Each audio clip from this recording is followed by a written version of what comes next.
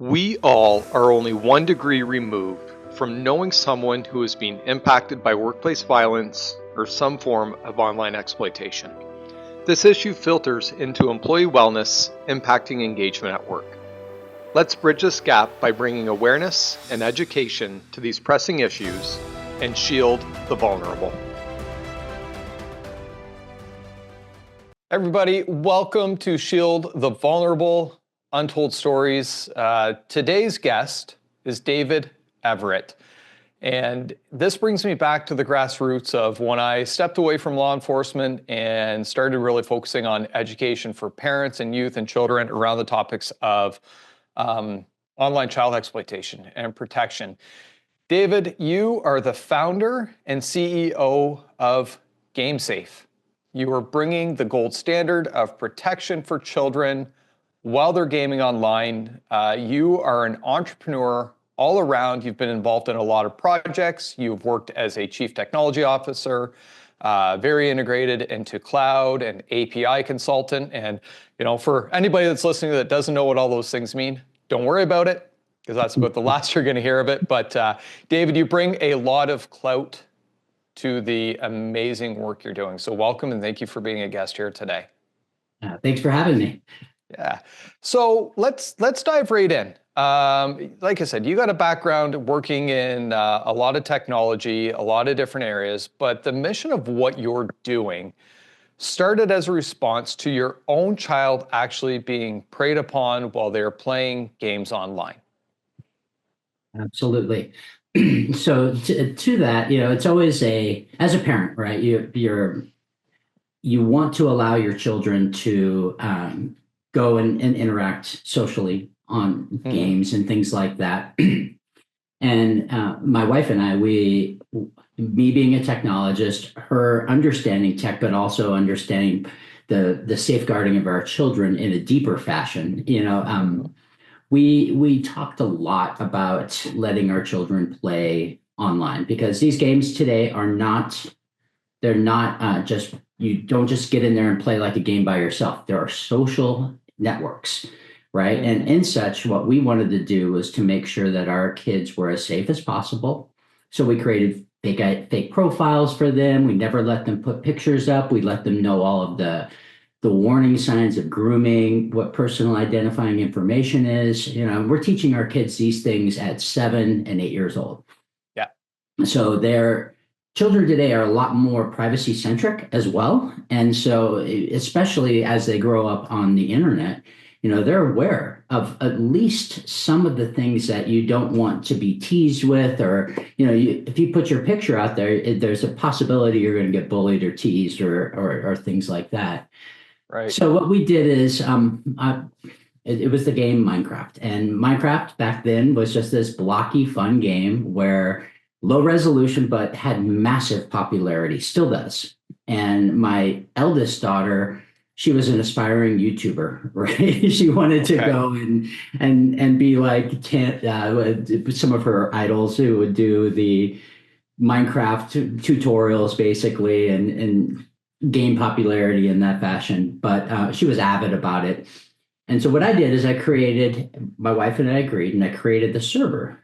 So my children could connect from their separate rooms. And Minecraft lets you publish this up on the server list and things like that. And it's private, so you have to know the IP address and all these different things. So being a technologist, right, I created the server and they were allowed to play together. First time. You created the server just for standalone for your family? For my family, yes. But the thing about when you create the servers, though, they go into, back then at least, it would go into an IP list, right? Yep. So these are the public servers that are serving this Minecraft experience. So then my daughter could, on the other side, connect to it right there, and it would be nice and easy.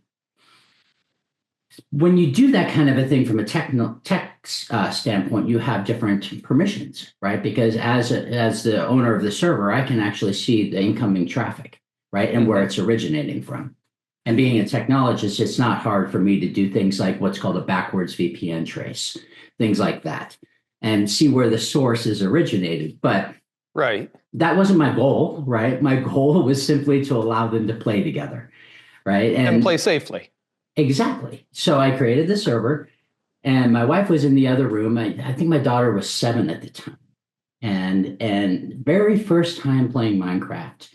Within 10 minutes, now there Mhm. was another person, an avatar that came into the server and started to engage her in a grooming conversation. And she called out immediately to my wife, somebody's trying to get my personal information. And so I'm in my office and I go in there and I take a look. My wife summons me. She's like, go handle this. What's going on? So I take my machine and I get on hers and I take over for my daughter and I start really Yeah. seeing the conversation. And at the same time, I'm finding out where this person is. And So this, you hook up your machine, you're playing, you're kind of now taking over, playing the game, you're controlling the conversation on Minecraft while also having your Mhm. machine connected to do this reverse VPN search to try to figure out where this Yes, person is. 100%. That's All right. exactly what was going on. All So right. All right. my tech superpowers came into play, Yeah. right? Yeah. So I go and I'm engaged in this and I'm looking, there's trust building. There is, there Hmm. really what threw my wife off the most as we were reviewing the conversation was in the conversation, this Jordan from Utah, who was a boy, these are all the things that he identified as. Hmm. When my daughter didn't answer, he came back in all caps, answer me, right, with exclamation points. And that type of a thing isn't necessarily a kid talking to a kid, Right. right? And all my wife's intuition flew off the handle, right? And turns out that this signal was originating out of Sierra Leone. Right. And secondly, I then on my machine looked into parental forums to see if this avatar had been flagged by parents. And sure Okay. enough, there were a lot of hits on this Jordan from Utah. Okay. But So he's not even working multiple avatars or multiple names. Like he was just somebody singularly using the same name or avatar yes. by the sounds of it because it's been flagged on other platforms. Yeah. And so it's a sloppy predator, Forums. basically. Yeah. Yeah. And I mean that those are the easy ones to catch. The harder ones are layered in. Right. And these are the kinds of things that I've learned over the 8 years that we've done this now. Hmm. So what I did is I gathered all the conversations and I gathered everything I knew and I said, I'm her dad, I'm a security expert. This is what I have on you, and I'm going to report it to Interpol now. Right. And this avatar disappeared. Yeah. And immediately, I'm still kind of in that dad mode. I'm going to fix this problem. I just conquered this guy, right? Or girl or whoever it was. And I turn around and my wife looks at me and she goes, you got to do something. Yeah. And that was the moment that our lives changed. Yeah. And you got to do something in a way that you're not trying to come off as a vigilante, right? Right. It wasn't, you get that initial rush. It's probably like, let's do it again. Like find another one. I want to go after him. But you didn't look at it just as like the immediate need to go and try to find people. You actually have worked on and built up a very viable, accessible, low cost solution called GameSafe. Mm-hmm. Yeah, that was our focus too, because and what we saw is that the kids that were most vulnerable are those that are uneducated and younger, right? Who Right. have no internet savvy, right? And they think they're in there playing with another kid because that's the Hmm. representation of this avatar, right? And that's the representation that the predator is making towards the child, right?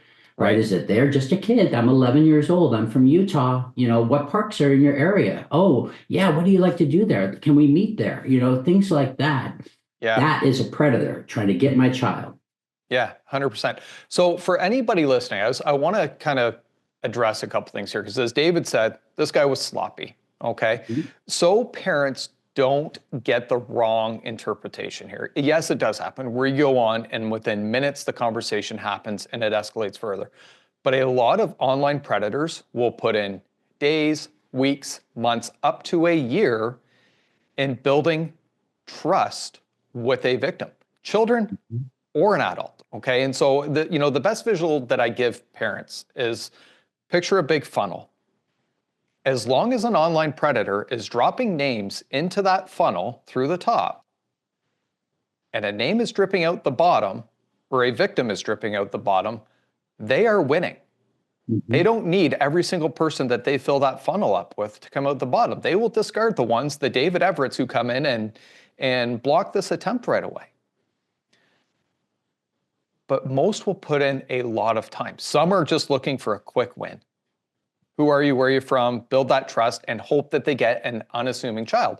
Now, the big thing there, that disconnect, the gap that needs to be filled, is the education and having the difficult conversations with your children that really shouldn't be that difficult. But because you're bordering on the topics of sex and nudity and all the other things that go with that, when I talk, David, like to people and say, when I grew up, maybe that conversation with kids didn't happen until they were 13 or 14 years old. Like, these are real conversations now. If you're giving your kids a device and putting them in their hands, 6, 7 years old, you have to start having these important conversations with them so they know and recognize. Your kids were well enough in tune to say, Mom, come here, somebody's trying to get my personal information. And then you come into the picture. Right? Yeah. So in this, what we really, I look for all kinds of solutions. I was wondering first, can I just buy something? Right? Yeah. Because you would think that with the exploding gaming culture, that somebody would have thought about a solution, or Minecraft would have implemented something that would protect my child better, because that's the end user to them, Right. And in such, I didn't find anything. I found other solutions out there that were dependent on permissions from Microsoft or from Steam or from whatever the platform was, in order to see what was happening in the conversations. Right. So go ahead. Well, I was gonna say, I think a lot of platforms, right, they're number one, they say we're a gaming site. We're not, we have our privacy controls and our parental, features in there. Some of them are publicly traded companies. Their number one responsibility is revenue and to the shareholders. They don't want to draw attention that these things happen on their platforms, right? And they'll argue too, because the conversation may begin in Minecraft, but a online predator, their number one goal is going to say to the kid, hey, let's, we're not going to be on this game forever. Let's move the conversation to another platform. What's your Snap? What's your WhatsApp number, right? And they're going to move it somewhere where they have better control over the conversation to an encrypted platform. Things like, I'd have to look at my phone. I'm drawing a blank on some of the names. We got WhatsApp, Telegram, things like that, right? That are going to be encrypted. And to your point there, those other platforms actually will give geolocations. They'll give much deeper granularity to where exactly your child is at any given moment. So kids use Life 360. They use Signal. I mean, they use whatever. But Snapchat is by far the most used in regards to, we call it platform departure, and we built models that will recognize when certain handles are exactly. So what we've landed on, Dave, is a solution that doesn't require me to go ask permission of Microsoft or anybody. We focused on the device because I want to see and I want to hear. I want to be able to look for threat in what my child sees and hears. That's it. And that is at the device level. So how does this work for the parent listening? How does this all come together? Their kids playing Minecraft, Roblox, whatever it may be. How does that work with what you're just explaining, that you see and hear these things? Yeah, so it's GameSafe right now and we have great news. We'll talk about it later. But right now it's an app you download from the internet, right? Yep. And in such, you have a parental app that will kind of tell you the moment in real time that we're seeing threat to your child. And how it works on the other side is you go to your child's device, you do a QR code, and in there, an application is installed on that device. Now we see and we hear what the child sees and hears, because we've trained our AI to look specifically. These aren't open source models, right? These are things that we built, customized. We look for grooming. And to your point, grooming and predator behavior, we look at 8 different categories, right? And we look at, some of these are immediate, right? That we want a parent to know, but some of it is a risk score that you have to start seeing activity for trust building going up or things like that. That's a very complex algorithm that requires many things. But if your child is being requested for a relationship, right, or a meeting or some kind of financial transaction, things like that, those are immediate threats that need to be informed to a parent, because your 7-year-old should not be engaged in setting plans with an avatar, right, to go meet or anything like that. Surprising, though, how many parents, even with kids at that age, say, well, I'm infringing on my child's privacy. Right. And there is a real need of being able to balance privacy and protection. And really, if your kids are at that age, privacy shouldn't even be a discussion. It should be, if you want to play these games and have these access to these devices, this is what's going on there. And this is how we're going to monitor it. Yes. It's as simple as that. It is as simple as that. That's it. Honestly, that's a subset of the mass market, though. And that, realistically, that's about 10% of parents out there that want to be involved, right? Well, I was going to say, it's parents want to be involved, but it's like, is it technology's over? I don't want this to sound the wrong way, but is technology over their head? They don't understand it. Like I even say, like, my kids understand a lot of technology. They can do things on devices that I can't do, especially if I'm like editing something or doing something. I'll go to my kids, like, can you quickly edit this for me? And they hop into an app and they edit a photo or a video and they're like, yeah, here you go, Dad. It's all ready. Like, they know it. So what's that? You said 10% of parents are the ones that are involved. What's with the other 90? The other 90 want a device that's just going to prevent harm. Okay. Right. And make it so easy. to make it really, let's have a smart device that is not going to let my child be sextorted. Right. Yeah. Or let CSAM come in front of my child's face. Right. Mm-hmm. Or, the threats that are really important at certain ages, because we have privacy laws both in the United States and across the world that allow data collection up to a certain point. We have, excuse me, the Child Online Privacy Protection Act. Right. And when we go overseas, when we go overseas, we have a GDPR, right? Yep. And in such countries like Germany, if we're reporting something to a parent, then that child has to consent that this is going to a parent, right? Okay. There's different levels of privacy. Hang on right there, because we've thrown out a few terms that I want people to understand. One, and I'll make it quick, CSAM is child sexual abuse material. For those listening who aren't aware of that, it's more commonly reported in the news as child pornography. That's not what it is, because when you have child pornography, the term pornography insinuates that there's a level of consent that has been given, and children cannot consent to this, so it is child sexual abuse material. Number 2, GDPR, which is data privacy laws in Europe. And David, if we need to expand on that further, but it's at a higher level. Europe is really, I think, to the best of my knowledge, like the gold standard when it comes to data privacy. And you talked earlier as well about open source. In layman's terms, what is open source for parents so they understand, and how your product works with that? And we're going to bring all this all together, but I'm just catching all these terms kind of going out. I'm like, all right, let's make this neat and clean for the person.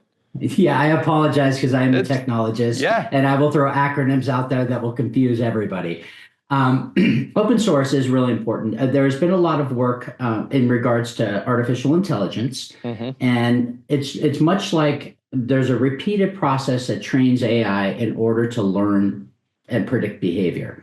Open source is code that one of the principles of coding in best practices is that you reuse code that's been tested, right? And open source means that I can take this and I can train from other sources my AI models, right? I can have Meta throw in all of their data, and I can throw in all this data over here from that. All of these, they put this machine together that will predict things from multiple sources that you have not like a granular control over. And then they share it with whoever, right? So that is open source.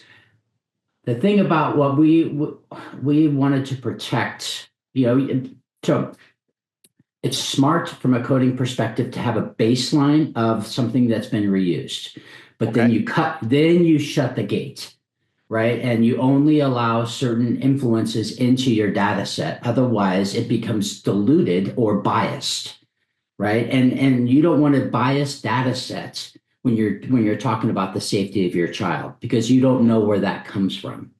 Right. So what we've done is we said, nope, no more coming in from any open source scenario. We have what's called a parental feedback loop, Yep. right? Where parents who are interested in the safety of their children can now say, oh, this was not a threat like you identified, right? Let's then take it through a process of validation, right?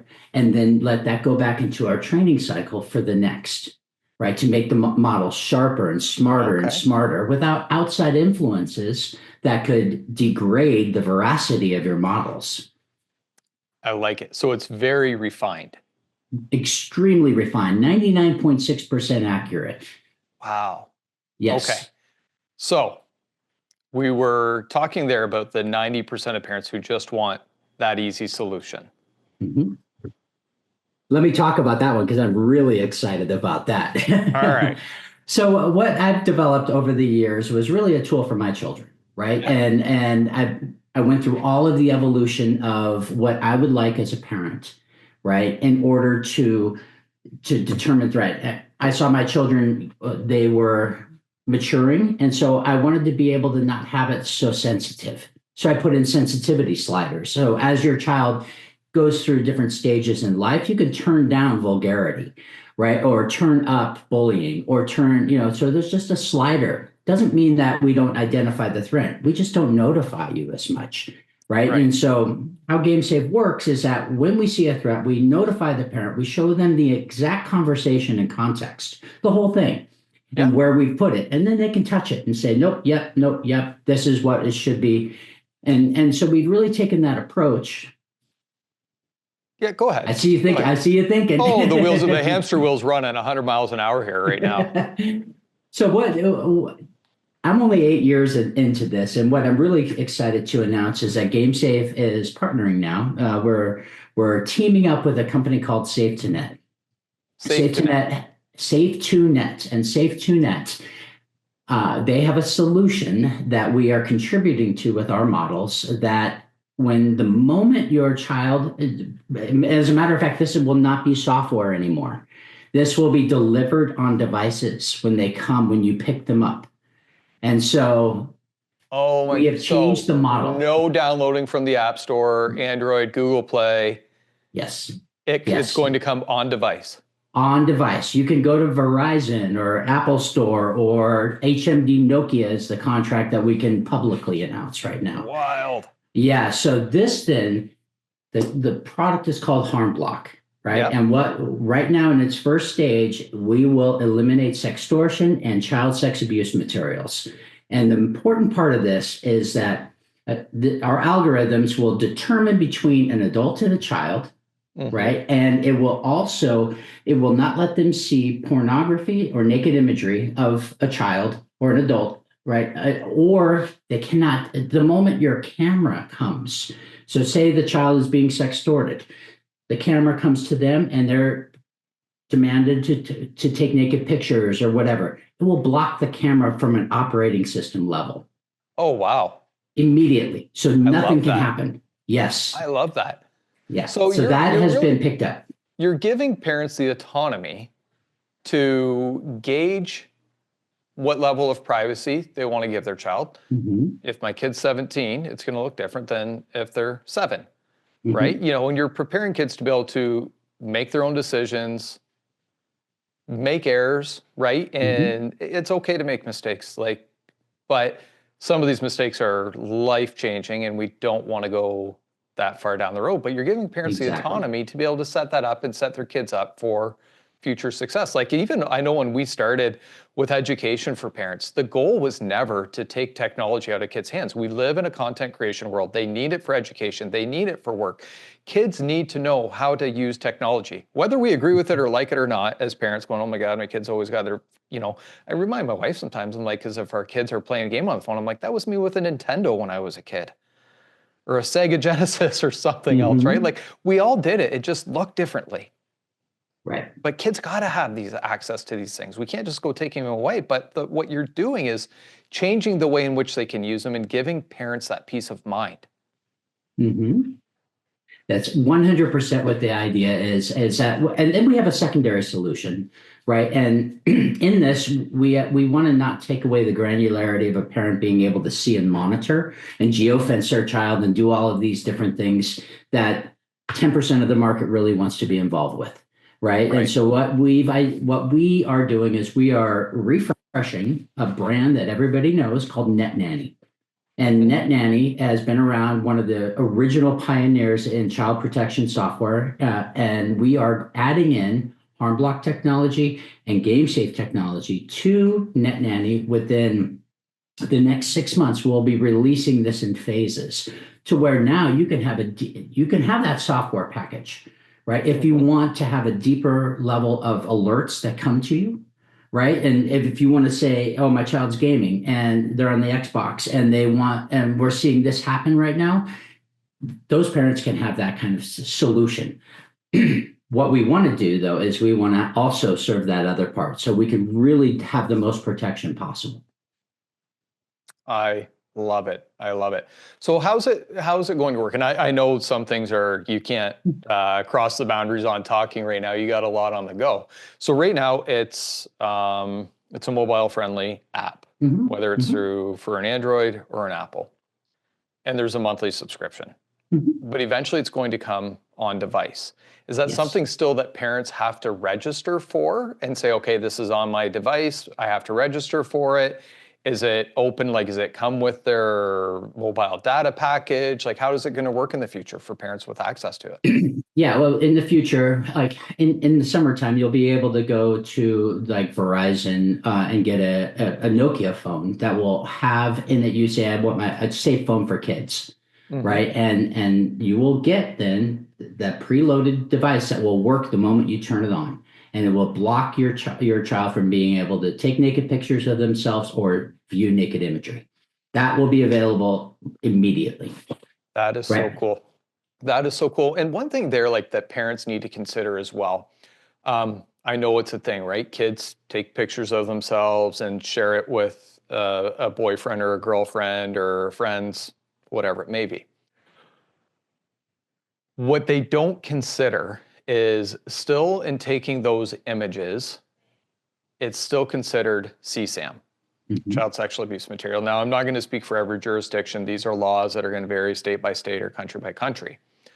But when they start sharing it, and now that image gets shared with David, and he takes it, and now he shares it. What kids aren't realizing, even though we're stepping out of the realm right now from the predator purview and online sextortion. But what the kids aren't realizing, and this is part of the discussion that parents have to have, is your kids now could be in possession of child sexual abuse material. They could be considered distributing child sexual abuse material without knowing it. So this whole topic, like, it's a can of worms that gets open, and there's so much to it. But these are part of the conversations that parents need to have. And what you're doing is even blocking that from even being able to happen in the first place. Yes. Right? Or you're you're bottlenecking it at minimum. And to that point, everybody can, as a parent, you could probably remember back when we didn't have seatbelts. Right. Right. And now a seatbelt is required. Right. And so what we want to do is we want to have the solution and the device that will be that seatbelt. Right. Because the legislative tailwinds are coming, and they're coming now.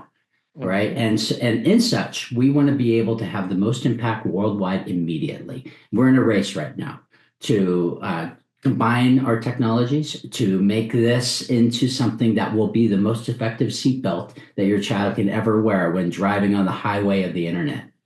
Are you meeting any resistance anywhere at all? Social media companies, gaming companies, platforms, anything like that see you as a hindrance or as a speed bump to their operations? Or are you finding support? No. I think that there's been enough pressure from society, and it's really increasing to the point where social media companies are being called out. Different administrations are in place now that have this as an emphasis. but generally under the hood, there's not much resistance, right? What we're really getting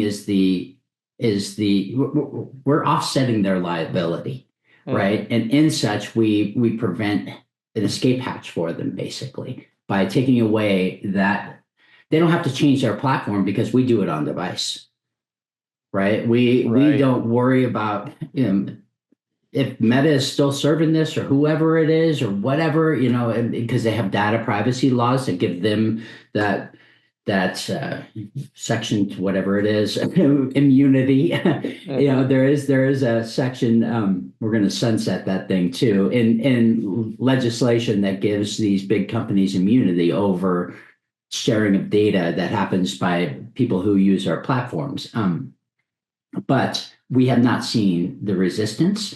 GameSafe right now is available too. I mean, you can go to the app stores and it's available on Android, it's available on iOS, it's available on Windows PC. We monitor for Minecraft, for Roblox, which is egregious right now, and Among Us as well. And so in that, we've trained our algorithms to be able to look and see what's happening in the conversation and let you know when there's a threat, right? What about threats on Roblox where if there's not conversation, but an avatar can go and capture another avatar and bring it into, what's, for lack of a better term, known as a sex room on Roblox, where these things are happening? Are you catching things like that happening where it may not be noted in conversation or where there's not conversation happening? Can it pick up on that type of stuff? No, we're really focused on the conversation because I've been through the whole experience of that happening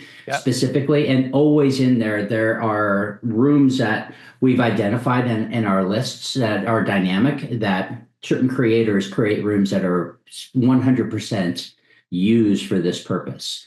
Right. And I don't think parents realize that it's the users of Roblox that are creating the rooms. Yeah, 20 million different experiences. Yeah, it's not Roblox themselves that's creating this, it's users. Like Roblox will go in and shut down these rooms if they're made aware of it, but they pop up and come and go, right? And I think it's whack-a-mole. Yes, it's whack-a-mole because you take one down and three more pop up. And so, you really have to monitor the conversation that's happening because that's where your child is at risk, right? They can be captured and dragged and do everything, but in order to get the interaction, right, that part is what we were focusing on.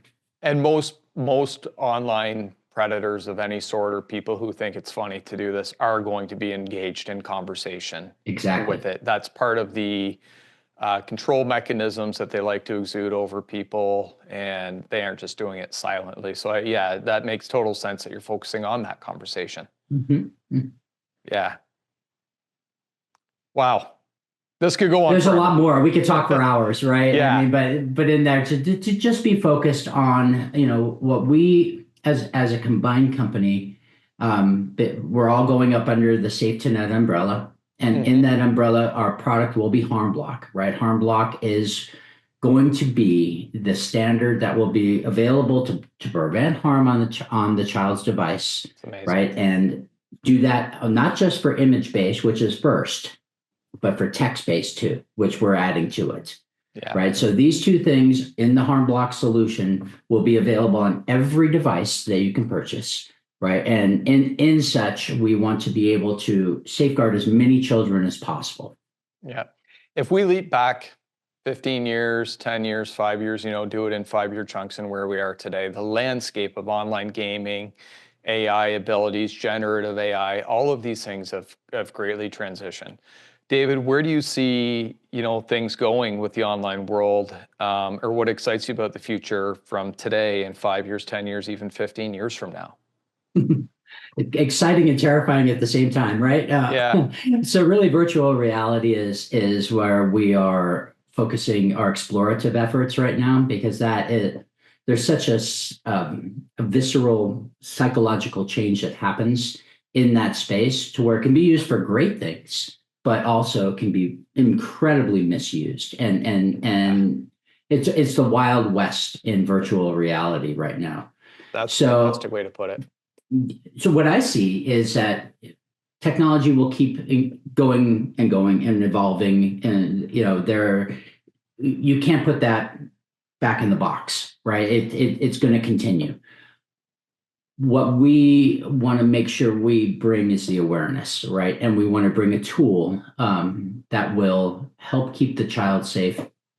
And what I see is I see more acceptance of the problem, right?